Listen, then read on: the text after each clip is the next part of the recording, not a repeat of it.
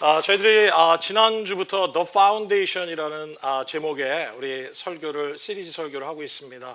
특별히 우리 삶의 기반이 되어야 될, 가장 중추가 되어야 될 중요한 파운데이션, 그것은 바로 우리 진정한 회심, 그리고 은혜로 얻은 구원, 그리고 복음, 그리고 하나님 나라, 교회, 이런 제목을 가지고 저희들이 같이 지난주부터 나누고 있습니다. 우리가 이 파운데이션이라는 주제를 같이 나누는 이유는 여러분 요트에 대한 얘기를 했죠. 요트가 그렇게 풍랑이 휘몰아치고 바람이 불고 바다가 요동할지라도 그것이 쓰러졌다가도 다시 일어나고 또 쓰러졌다가도 다시 일어나는 이유가 있다면 그 요트 안에 바로 용추라는 중심이 견고하게, 파운데이션이 견고했기 때문에 그것은 계속해서 일어날 수 있었던 것을 보게 됩니다. 우리 인생의 믿음의 삶을 살면서 정말 중요한 거, 다른 무엇보다도 이 믿음의 기초가 될 수 있는 것이 우리가 견고하다면, 여러분, 우리는 계속해서 이 악한 세상, 마지막 세상을 살면서 계속해서 경험할 수 있는 이 어려움의 환경들, 고난의 순간들, 여러분, 이러한 시간들을 우리는 경험할지라도 우리는 계속해서 벌떡벌떡 일어나는 그런 오뚜기와 같은 정말 우리 믿음의 성도들이 될 줄 믿습니다. 누군가 저에게 성경의 주제를 한 문장으로 요약해 달라고 한다면 저는 이렇게 얘기하고 싶습니다. 오늘 제목이 은혜로 얻은 구원인데요, 성경의 주제를 한 문장으로 요약해 달라고 하면 그것은 바로 죄로 인해 죽어있던 우리를 살리신 하나님의 놀라운 사랑의 이야기, 저는 이렇게 좀 요약을 하고 싶습니다. 여러분 동의하십니까? 죄로 인해 죽어있던 우리를 살리신 하나님의 놀라운 사랑 이야기, 이것이 바로 성경의 한 주제라고 얘기할 수 있지 않을까 생각합니다.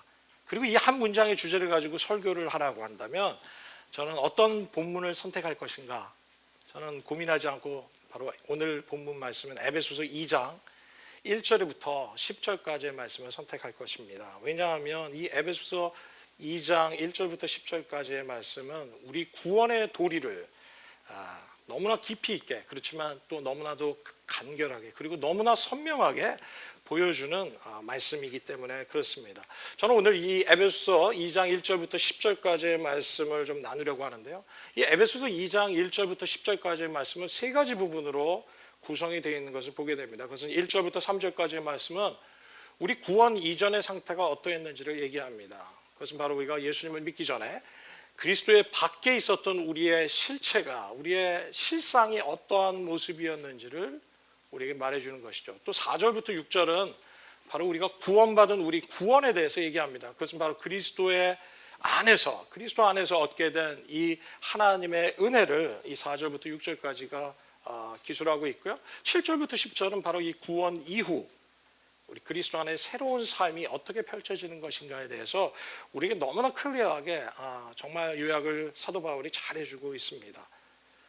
첫 번째로 저는 이 구원 이전, 바로 그리스도 밖에 있었던 우리의 실체를 말씀하면서 1절부터 3절까지의 말씀을 좀 제가 읽겠습니다. 여러분도 전에는 허물과 죄로 죽었던 사람들입니다. 그때 여러분은 허물과 죄 가운데서 이 세상 풍조를 따라 살고 공중의 관세를 잡은 통치자, 곧 지금 불순종의 자식들 가운데서 작용하는 영을 따라 살았습니다.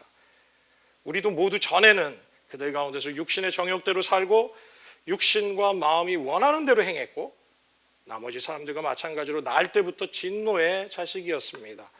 여러분, 여기 이 1절부터 3절까지의 말씀은 구원 이전에 우리의 영적인 상태를 세 가지로 요약하고 있습니다. 첫 번째 요약은 바로 이것입니다. 우리는 죽었다고 얘기합니다. 여러분은 전에, 예수님을 알기 전에 허물과 죄로 여러분은 죽었던 상태에 있었습니다. 허물과 죄로 죽어있는, 영적으로 죽어있는 사람들이 바로 우리라는 것에 대해서 말씀하고 있습니다. 제 아내의 언니는 굉장히 유명한 우리 저명한 교수님이세요.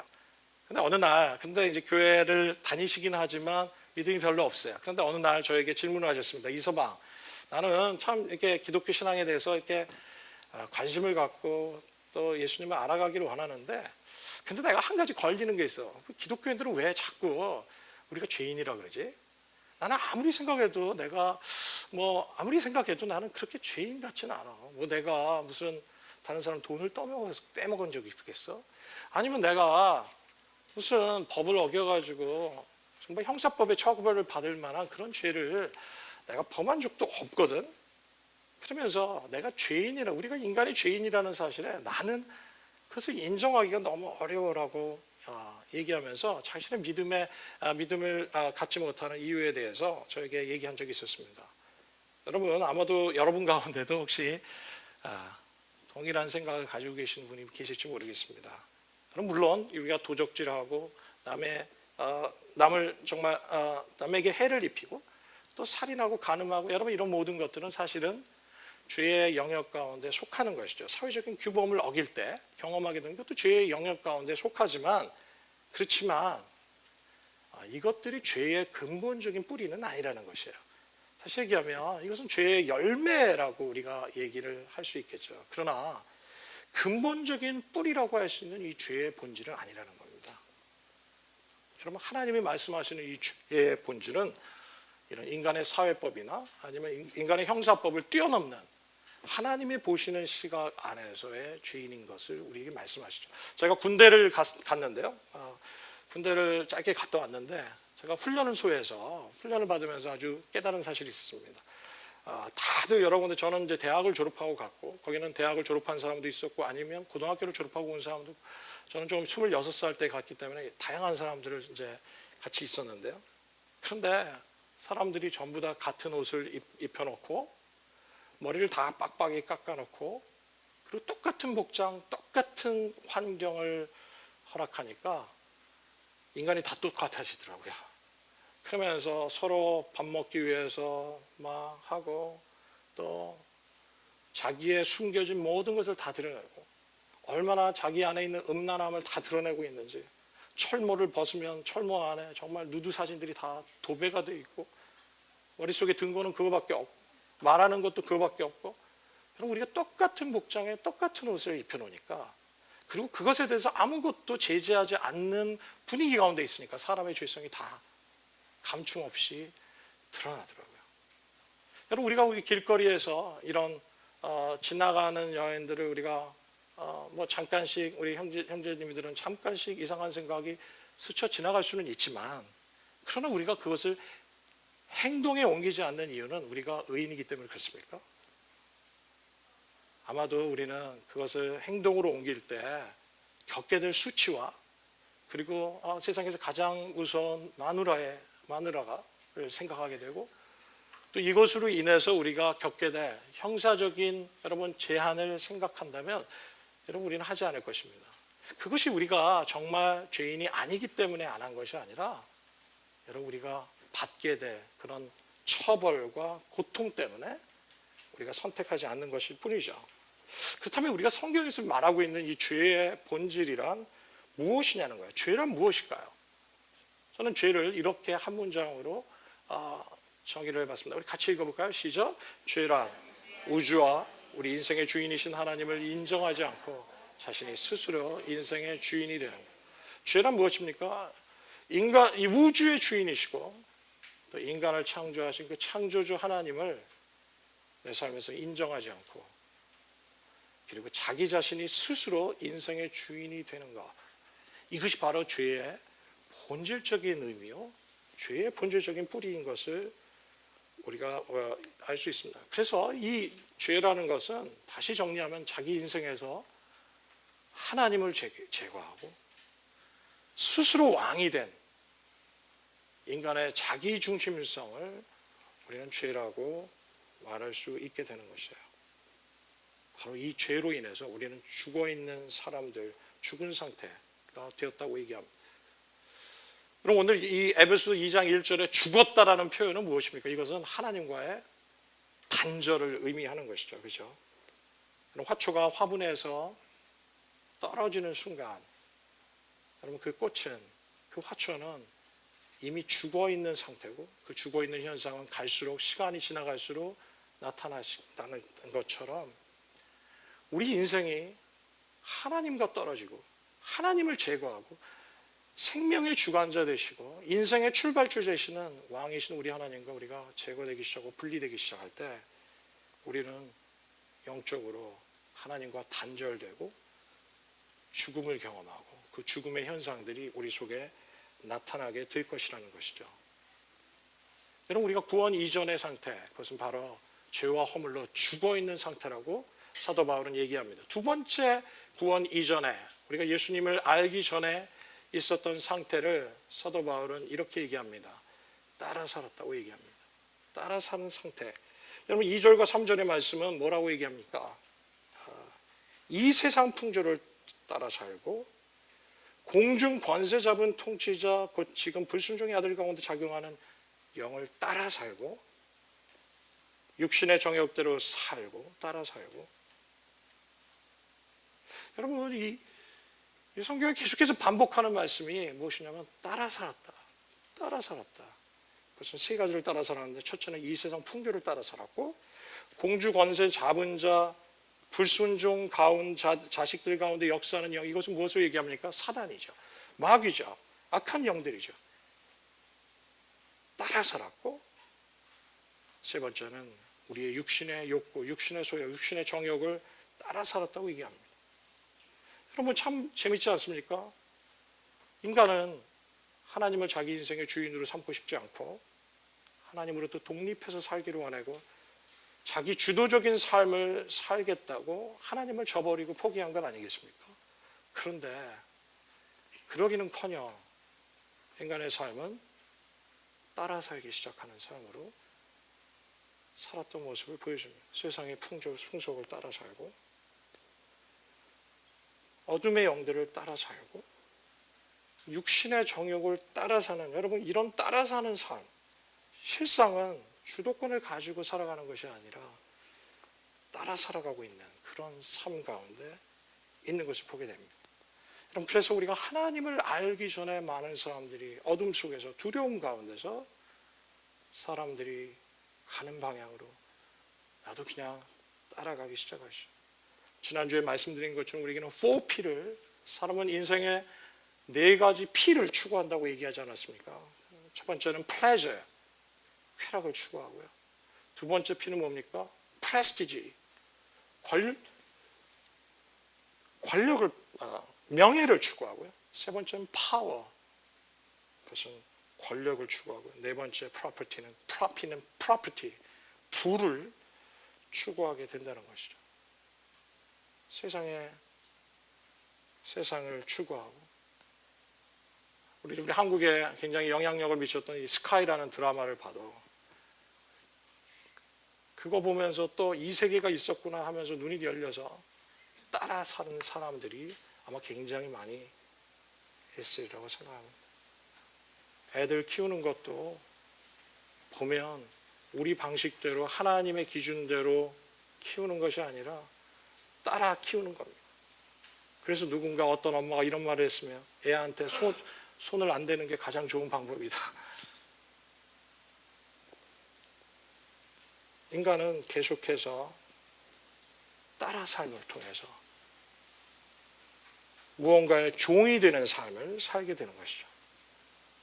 여러분, 우리가 마음은 원하지만 우리가 끊지 못하는 것이 얼마나 많습니까? 그렇죠? 내게 이것이 유익하지 않고 하나님이 기뻐하시지 않는다는 것을 알지만 우리 인간은 스스로 자기를 제어할 수 있는 힘도 없는 것을 보게 됩니다. 그리고 끌려가며 따라가고 매여서 종처럼 살아가는 모습을 보게 됩니다.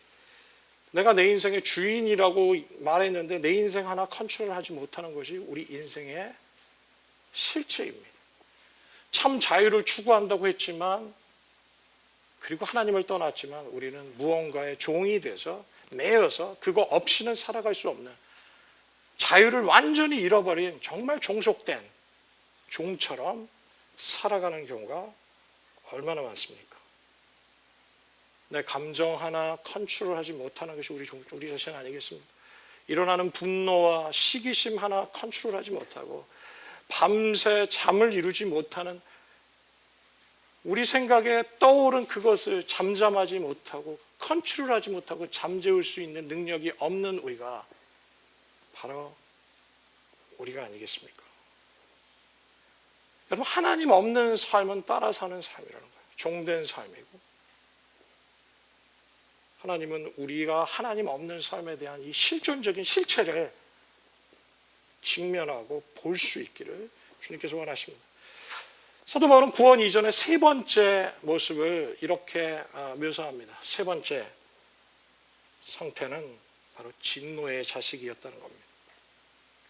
진노의 자식, 그것은 바로 하나님의 진노를 사고 진노의 대상이 되는 자식으로, 우리가 예수님을 알기 전에 믿지 않을 때 우리는 하나님의 심판을 경험하고 살아야만 하는 그런 삶이 어떤 것을 우리에게 말씀해 주시지 않습니까? 여러분, 하나님 없이 살아가는 삶은, 여러분, 성경 우리가 미래 주님 앞에 섰을 때, 마지막 때 우리는 하나님의 심판을, 완전한 심판을 경험하게 될 것이라고 얘기합니다. 하지만 그 주님의 나라에 가기 전에 우리는 이 땅에서도 부분적으로 그 하나님의 심판을 조금씩 경험하며 살기 시작하게 되는 것을 우리가 보게 됩니다. 끊임없이 남들과 비교하면서 우리는 우월의식을 느끼기도 하고, 또 반대로 열등의식도 느끼면서 그때 우리는 평안을 놓치고 기쁨을 놓치면서 살아가시고, 초조하고 조바심 있는 삶, 불안한 삶, 여러분, 이런 삶 자체가 우리는 하나님이 원하시지 않는 삶을 살 때 우리가 부분적으로 우리의 삶에 경험하는 하나님 나라의, 하나님의 심판의 현재적인 심판이라고 우리가 얘기합니다. 하나님의 현재적인 심판, 완전하진 않지만 부분적이지만 우리의 삶에 경험하게 되는 것이 얼마나 많이 있습니다. 우리가 서로 시기하고 질투하고 서로 사랑하지 않을 때, 여러분, 그것으로 인한 고통은 바로 하나님의 현재적인 심판이라고 우리가 표현할 수 있을 것이에요. 분노하고 용서치 않음으로 인해서 생기는 우리 안에 고통이 있어요. 이 고통이 바로 정말 때로는 그것이 너무 커서 정말 사는 게 지옥 같다, 이런 표현이 나올 때 있지 않습니까? 가정에 부모가 사랑하지 못하고 서로 엄청나게 싸울 때, 여러분, 그 속에서 우리는 내 삶은 정말 지옥 같아요, 이렇게 고백할 수밖에 없지 않겠습니까? 지옥은 우리가 죽음 이후에 마지막 때 완전한 지옥을 경험하지만, 그러나 우리의 삶에도 현재적으로도 우리는 조금씩 불완전하지만, 완전하진 않지만 우리는 현재적으로 지옥을 경험할 때가 있습니다. 물론 반대로 우리는 이 하나님 나라의 영원한 하나님 나라를, 죽음 이후에 오게 될 영원한 하나님 나라를, 그 기쁨을 우리가 서로 사랑하고 공동체 안에서 정말 사이가 좋고 아름다울 때, 야, 진짜 천국 같다, 하나님 나라가 바로 여기 있는 것 같다고 느끼는 것처럼, 그것도 불완전한 하나님의 나라지만, 그러나 영원한 하나님의 나라가 아닌 현재적으로 경험하는 하나님의 나라가 있다는 것입니다. 이것이 바로 1절부터 3절까지 우리에게 말씀하고 있는 구원 이전의 상태죠. 사도 바울은 계속해서 구원의 상태로 4절부터 6절까지의 말씀을 말해줍니다. 그런데 이 4절부터 6절까지의 말씀의 시작이 어떻게 말하고 있습니까? 그러나 하나님은 자비가 넘치시는 분이셔서 우리를 사랑하신 그 큰 사랑으로 말미암아 범죄로 죽은 우리를 그리스도와 함께 살려주셨습니다. 여러분, 1절부터 3절까지는 정말 우리가 죽어 있었고 세상의 풍속을 따라 살고 마귀를 따라 살고 진노의 자식으로 소망이 없는 그런 영적 상태를 말하면서 정말 여기는 희망도 소망도 없다고 절망할 수밖에 없는 그런 영적인 상태, 이것을 전환시키는 하나님의 말씀이 바로 4절의 말씀입니다. 그러나 하나님은, 이것이 but God의 하나님,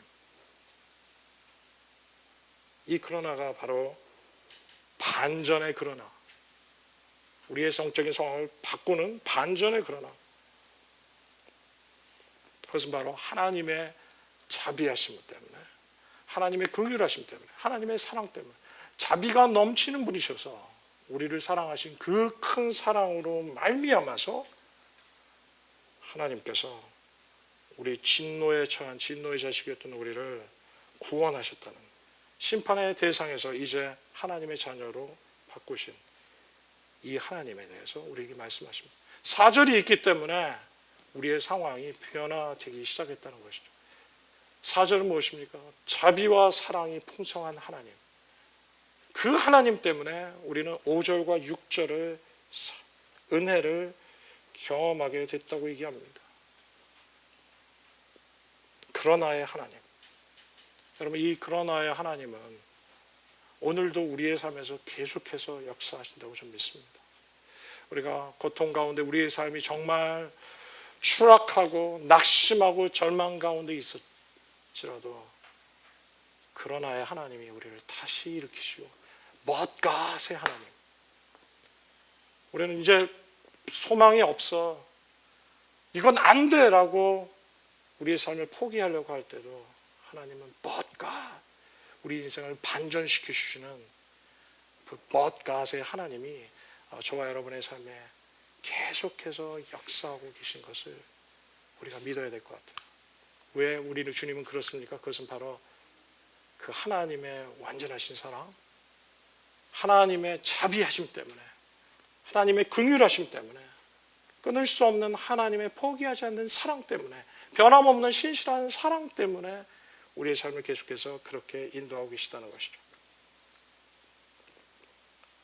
그래서 하나님께서는 예수님을 그 사랑 안에서, 그 사랑 때문에, 자비하심 때문에 우리를 구원하시기 위해서 십자가에서 우리 대신 죄의 값을 치르도록 해주셨다는 것입니다. 그래서 우리 어떤 신학자는 이렇게 얘기합니다. 예수님은 바로 하나님, 자비하신 하나님, 사랑의 하나님, 긍휼이 풍성하신 하나님 안에서 우리를 위해서 뛰쳐나오신 분이시다. 그 삼위일체의 하나님 가운데 완전하신 하나님의 사랑에서 우리의 처절한 상황을 보시고 가만히 있지 아니하고 뛰쳐나오셔서 우리를 위해 죽으시고 하나님의 사랑을 보여주신 바로 그분이 바로 예수님이시라는 것이죠. 자, 어느 나라에 이런 스토리를 한번 만들어 봤습니다. 이것은 성경도 아니고 실화도 아닙니다. 어느 나라에 한 임금이 있었습니다. 그런데 백성들이 이 임금을 너무너무 좋아하는 겁니다. 백성들이 이 임금을 좋아하는 이유가 서로 나뉘었습니다. 백성이 한 반 정도는 이 임금을 보면 너무 좋아하는 임금, 우리 임금님은 사랑이 완전하신, 너무나 사랑이 풍성한 임금님이기 때문에 좋아하는 겁니다. 그런데 또 한 반의 백성들은 이 임금님을 좋아하는 이유는 이 임금님은 너무나 공의로우시고 정확하신 저스티스의 하나님이 왕이기 때문에 좋아하는 겁니다.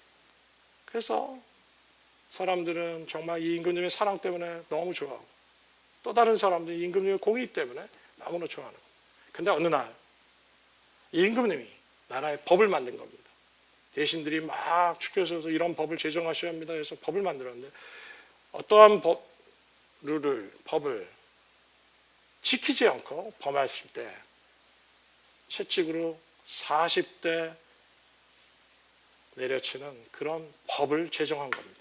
그런데 어느 날 잡혀온 사람이 있었습니다. 이 법을 어겼다고 잡혀온 사람이 있었습니다. 누구였냐면 바로 자기 어머니였습니다.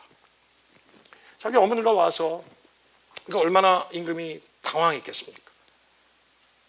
백성들이 웅성웅성하기 시작합니다. 그러면서 얘기하기를, 한쪽에 임금님을 사랑하는 이유가 사랑이 풍성하시기 때문에 이 임금님을 사랑한다고 생각한 백성들은 생각하기를 우리 임금님은 우리 어머님을 용서해 주실 거야 라고 큰 확신을 가지고 있었습니다.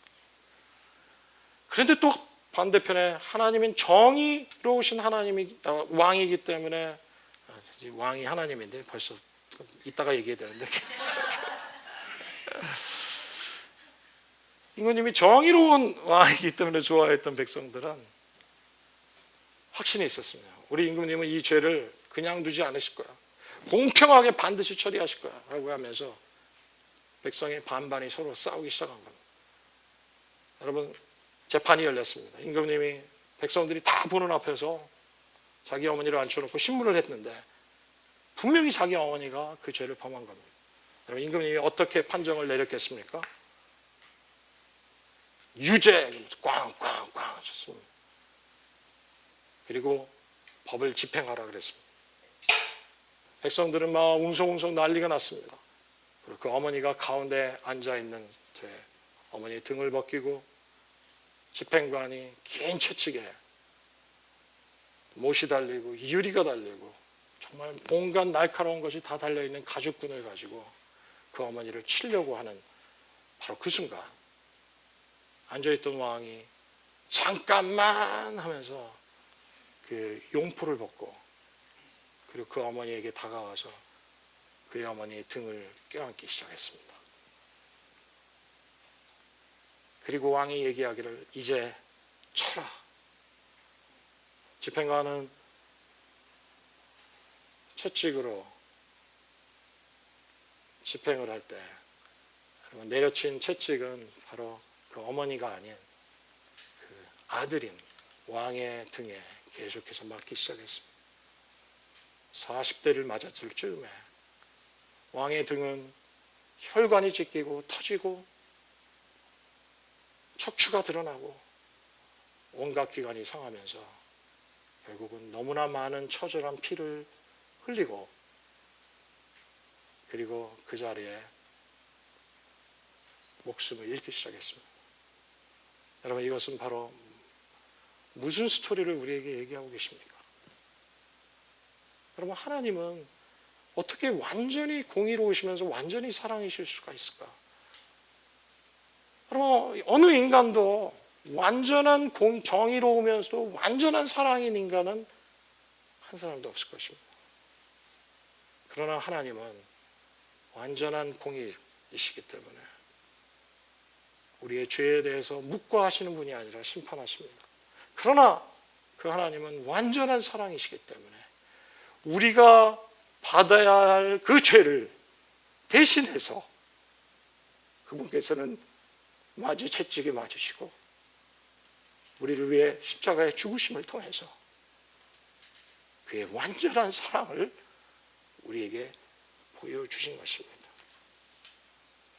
로마서 5장 8절은 이렇게 얘기하고 있죠. 우리 한 목소리로 좀 같이 읽어볼까요? 그러나 우리가 아직 죄인 되었을 때 그리스도께서 우리를 위하여 죽으셨습니다. 이리하여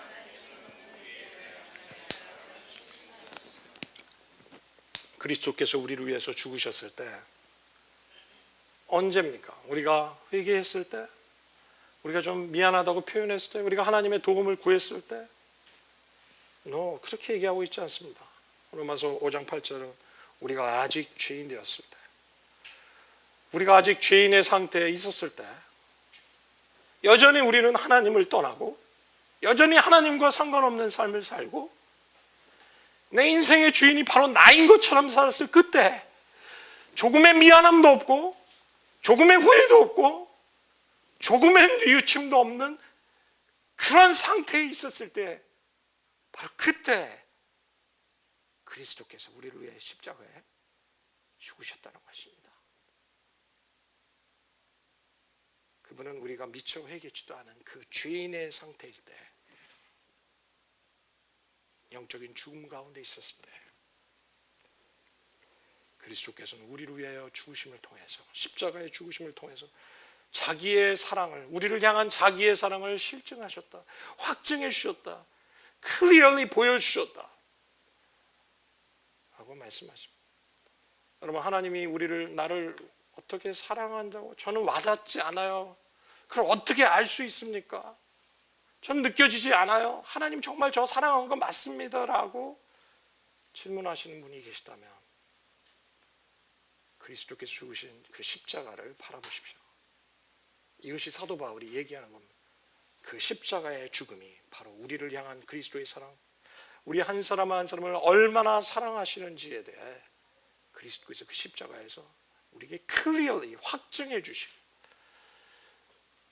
분명한 것 사건을 역사적인 사건을 통해서 사람들이 보는 앞에 주님께서는 이것을 행하셨습니다. 여러분, 이것은 우리에게 무엇을 의미합니까? 여러분, 이것을 통해서 구원은 우리가 분명히 믿기로 구원은 바로 하나님의 전적인 사랑에 의해서 시작된 것을 우리가 깨닫게 됩니다. 구원은 하나님의 전적인 사랑에 의해서, 그것은 구원의 첫 출발점은 하나님의 긍휼하심과 하나님의 자비하심과 하나님의 사랑 때문에 시작된 것이 바로 구원입니다. 우리에게 주신 구원은 우리의 행위가 조금도 들어가지 않았다는 겁니다. 우리의 행위가 조금도 들어가지 않은 하나님의 전적인 십자가에서의 행위, 구원을 위해서 인간의 어떠한 노력도 우리의 어떠한 공헌도 없기 때문에 성경 우리에게 말씀하시는 길이에요. 너희의 구원은 너희의 행위로 이루어진 것이 아니다라고 말씀하십니다. 우리의 구원은 전적인 하나님이 주도하심으로 우리에게 주어진 그 놀라운 은혜가 바로 하나님이 우리를 구원하신 사건입니다. 여러분, 그렇기 때문에 예수님을 믿는 내 믿음이 나를 구원하는 것이 아니라 하나님이 이루신 그 은혜로 우리가 구원을 받았다고 얘기할 수 있습니다. 우리의 믿음은 여러분 십자가 위에서 완성된 하나님의 은혜의 행위에 대해서 받아들이는 것에 불과합니다. 하나님이 행하시는 것을 우리가 동의하고 받아들이는 것, 여러분 그것이 믿음이죠. 그러나 이 구원은 우리의 믿음 때문에 생긴 것이 아니라 하나님의 전적인 은혜로 시작된 것이고 하나님의 은혜로 우리가 구원을 얻는 것인데 우리의 믿음을 통해서 우리의 믿음의 반응을 통해서 얻게 된다는 것에 대해서 우리에게 말씀하십니다. 여러분 은혜란 무엇입니까? 은혜란 우리가 너무 잘 알고 있듯이 마땅히 받을 자격이 없는 우리가, 그죠? 이런 하나님의 베푸신 그런 전적인 하나님께서 베푸신 정말 받을 수 없는 우리에게 주어진 하나님의 전적인 사랑, 여러분 이것이 바로 은혜 아니겠습니까? 정말 하나님의 은혜를 경험할 수 없는, 하나님의 사랑을 받을 수 없는, 자격 없는 우리가 하나님을 인정하지도 않고 하나님을 떠나고 내 인생의 주되심을 거절한 우리에게 하나님이 주시는 전적인 사랑, 이것이 바로 은혜라는 겁니다. 여러분 그렇기 때문에 우리가 여러분 얼마나 심각한 상태였는지, 이 은혜를 경험하기 전에 얼마나 심각한 상태였는지를 여러분 깊이 공감할수록 여러분 하나님의 사랑과 은혜는 더욱더 우리 안에서 역사하시고 더욱더 커진다는 것이에요. 그래서 이것이 바로 but God의 하나님, 반전의 하나님, 그러나의 하나님을 우리가 생각할수록 우리는 우리 안에 이 하나님이 우리에게 행하신 일에 대한 기쁨과 감격이 더욱더 커지게 될 것이라는 것을 우리에게 말씀하셨습니다. 여러분 하나님께서 여러분을 어떻게 구원하셨는지 한번 생각해 주시기 바랍니다.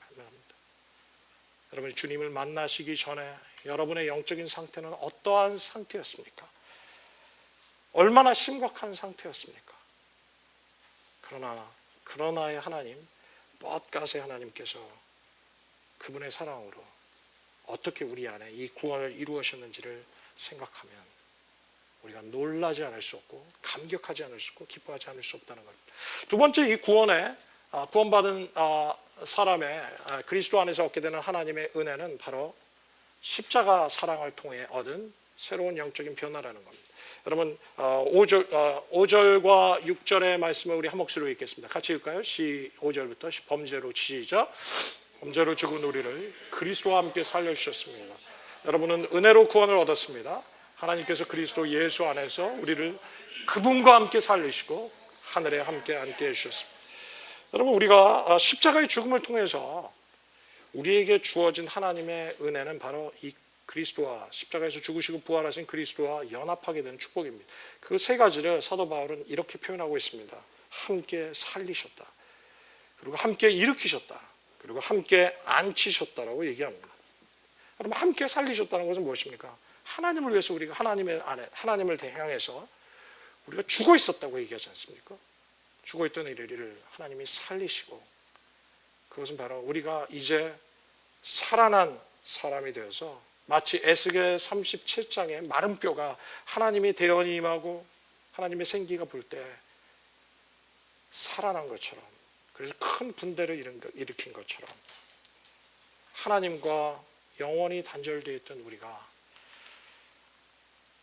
하나님의 은혜로 우리가 새롭게 살아나서 하나님과 교제를 하기 시작했다는 것입니다. 그래서 우리는 비로소 하나님과 소통하기 시작하게 되고 또 하나님을 향해서 아바 아버지로 부르시게 되고 하나님을 향해서 예배하게 되고 기도하게 됐다는 것이죠. 여러분, 우리가 기도와 예배를 통해서 우리가 하나님과 소통이 가능해진 것, 이것은 바로 우리 믿는 자에게 주어지는 하나님의 은혜의 선물인 것을 고백해야 됩니다. 하나님의 은혜로 살아난 자들이 누리는 하나님의 선물, 이것이 바로 기도요 예배라는 것이죠. 두 번째, 우리는 십자가의 은혜를 통해서 우리 안에 함께 그리스도께서 일으키셨다고 얘기합니다. 죄송합니다. 살려주셨습니다. 그분과 함께 살리시고가 아니라 사실은 번역이 살리시고가 되는데 일으키셨다, 이 말이 더 표현이 맞습니다. 이것은 바로 원어적인 성경에 보면 이것은 바로 예수님의 부활을 의미합니다. 그래서 그리스도께서 죽으시고 부활하실 때 우리와 함께 우리도 일어날 수 있도록 부활하게 되는 그 부활의 능력에 참여하는 것을 우리에게 말씀하시는 것이죠. 그것이 바로 우리에게 임한 두 번째 변화입니다. 세 번째 변화는 바로 함께 하늘에 앉히셨다. 이것은 무엇입니까? 그리스도께서 죽었다 부활하셔서 하늘에 앉으셨을 때 우리도 함께 하늘에 앉혔다. 이것은 하나님 나라의 상속자가 되는, 하나님 나라의 자녀가 되는 것을 우리에게 의미하는 것이죠. 예수님의 십자가로 인해서 우리의 신분의 변화가 생긴 것이죠. 더 이상 우리가 진노의 자녀가 아니라 이제 하나님의 사랑받는 자녀로 우리가 다시 태어나서 우리가 예수님의 족보에 예수님과 함께 호적 이적을 하기 시작했던 것, 입양하기 시작하고 하나님의 은혜로 우리는 예수님과 함께 하나님 나라에서 동일한 상속자로, 공동 상속자라고 성경은 표현합니다. 예수님이 받으실 그 유업을, 아들로서 받으실 그 유업을 여러분 믿는 자들의 삶 안에 우리 안에도 함께 나눠주시는 그런 은혜를 경험하게 됐다는 것이죠. 여러분, 이것이 바로 함께 살리시고 함께 일으키시고 함께 앉히시는 엄청난 놀라운 영적인 변화를 우리에게 말씀하고 계시다는 겁니다. 그리스도께서 죽으시고 부활하실 때 우리는 함께 살았고, 그리스도께서 죽으시고 부활하심을 통해서 그 부활의 능력을 보이실 때 우리도 그 부활의 능력을 경험하게 되고 함께 하나님 나라의 상속자로 서게 됐다는 그런 놀라운 영적 변화가 바로 오늘 성경을 통해서 우리에게 말씀하고 계십니다. 그런데 우리가 주목해야 될 것이 있습니다. 이것은 바로 과거의 시제로 표현되어 있습니다. 여러분, 함께 살리셨고 일으키셨고 앉히셨다는 표현이요, 여러분, 과거 시제입니다. 이 과거 시제란 말은 뭐냐면 미래에 그렇게 될 것이 아니라는 거예요. 우리가 죽은 후에 우리는 부활할 것이다, 죽은 후에 우리가 살아날 것이다, 죽은 후에 하나님 나라의 상속자가 될 것이 아니라 우리가 예수님을 믿은 후에 바로 이미 이러한 일이 우리 속에 영적인 변화가 축복으로 우리에게 주어졌다는 겁니다. 그것은 바로 우리가 지금 현재의 삶에 우리는 하나님의 생명을 누리면서 살게 되었고, 우리 현재의 삶에 그리스도의 부활의 능력을 경험하고 살 수 있는 그런 축복을 받게 되고, 그리고 우리 현재의 삶에 우리는 그리스도의 자녀로서 하나님 나라의 상속자로 살게 된 영적인 신분의 변화가 있게 된 것입니다. 그래서 우리는 이 2절부터 4절부터 6절까지의 말씀을 2절 여러분 보면서 우리는 이렇게 정리할 수 있게 되는 것 같아요. 허물과 죄로 죽었던 우리가 주님께서 함께 살리시고, 이 세상 풍조를 따르고 공중권세 잡은 자를 따르고 육체의 욕심을 따라 살았던 우리를 함께 일으키시고, 그리고 진노의 자녀였던 우리를 하늘에 앉히셔서 하나님의 자녀로 삼으신 그런 영적인 변화가 우리 안에 있다는 것입니다. 마지막으로 우리 안에 하나님 나라의 7절부터 말씀은 바로 하나님 나라의 구원이 바로 이 목적 있는 구원인 것에 대해서 우리에게 말씀하십니다. 이 말씀을 전하면 설교가 12시 이후에 끝날 것 같아서 다음 주로 미루는 것이 좋지 않을까 생각을 합니다. 너무나 좋아하시는 것을 보면서 저도 마음이 기쁩니다.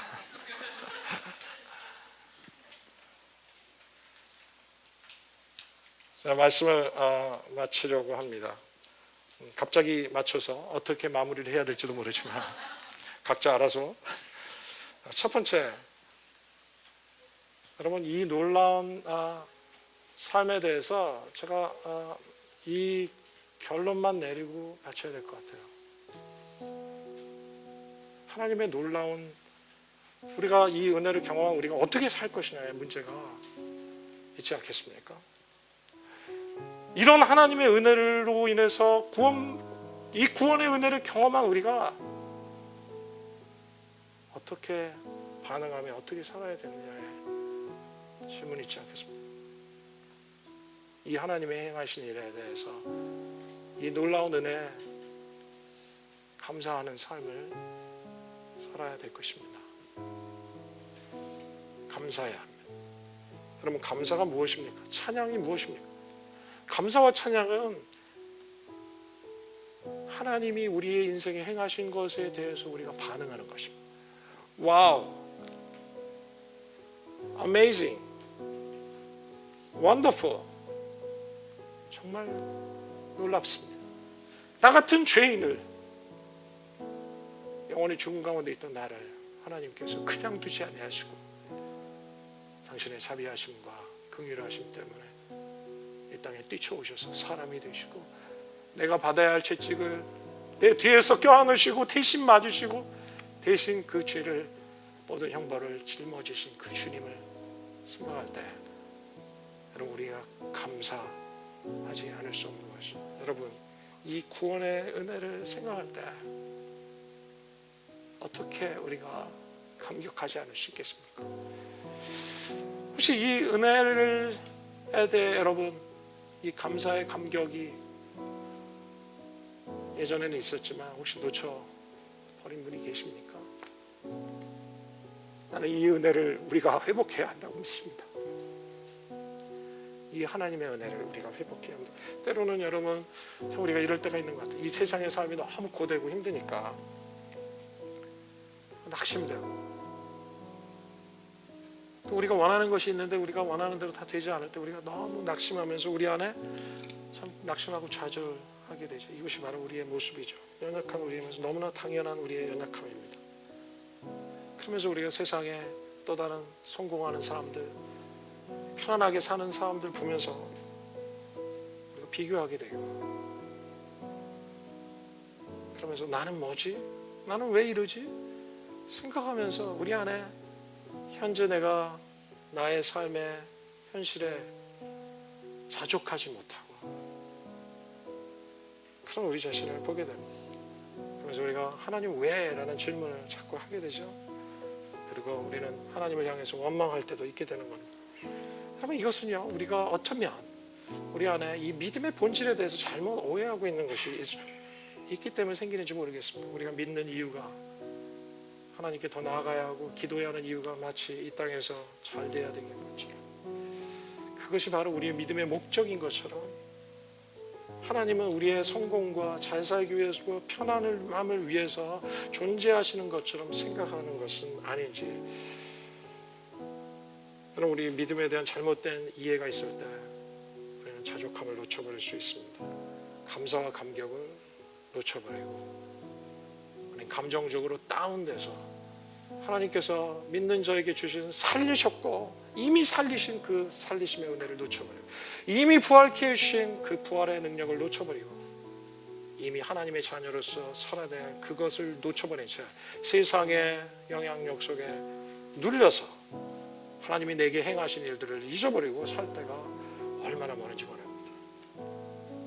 저는 하박국 선지자의 고백을 통해서 여러분, 우리 안에 이 믿음이 회복되기를 원합니다. 하박국 선지자가 뭐라고 얘기합니까? 제가 말씀을 읽을까요? 비록 무화과 나무가 무성치 못하고 포도나무에 열매가 없고 감람나무에 소출이 없고 밭에 식물이 없고 우리의 양이 없고 외양간에 소가 없을지라도 나는 여호와로 인해서 즐거워하고 나의 구원의 하나님을 인해서 기뻐하겠다. 자신의 삶에 많은 것을 얻지 못하고 주어지지 않았음에도 불구하고 이것저것 원하는 것이 되지 않음에도 불구하고 소출이 없어도 외양간에 송아 없어도 하박국 선지자는 이 고백을 합니다. 나는 그것 때문이 아니라 하나님을 인하여서 즐거워하고 기뻐하겠다. 여호와로 인해서 내가 즐거워하고 여호와로 인해서 하나님을, 그 구원의 하나님을 인하여서 기뻐하겠다. 여러분, 우리에게 감사치 못할 제목이 없을 수가 없습니다. 하나님이 우리를 구원하셨다면 이 구원의 하나님을, 이 놀라운 감사가 우리 안에 회복되고 계속해서 고백하고 감격하고 멋가세 하나님을 우리가 계속해서 묵상하는 놀라운 은혜가 있기를 원합니다. 두 번째 어떻게 살 것인가의 결론은 여러분, 우리가 구원 이전의 상태로 돌아가지 말라는 것입니다. 1절부터 3절까지 구원 이전의 상태를 보면서 우리가 계속해서 나는 예수님을 믿고 따르지만 아직도 나는 이 상태인데 라고 생각하신다면 여러분, 돌이키셔야 합니다. 회개하시고 하나님의 도움을 구하고, 그리고 하나님의 약속을 향해서 우리는 멋가세 하나님을 기억하고 믿음의 진보를 내딛어야 합니다. 그리고 하나님께서 우리에게 약속하신 그리스도로 인해서, 그 사랑으로 인해서, 나 때문이 아니라 내 모습은 부족하고 나는 주님께 행한 것이었지만 은혜로 주어주신 그 은혜, 하나님의 약속, 우리를 살리셨고 일으키셨고 하나님의 자녀가 되게 하셨다는, 여러분 이것을 믿으셔야 합니다. 이것을 믿으셔야 합니다. 여러분은 1절에서 3절의 상태에 있어서는 안 될 사람입니다. 여러분은 4절부터 6절의 상황 가운데 있으셔야 합니다. 함께 살리시고 함께 일으키시고 함께 약방치신 그 약속을 지금 현재의 삶에서 살아가시는 여러분들이 되시기를 주님의 이름으로 축복합니다.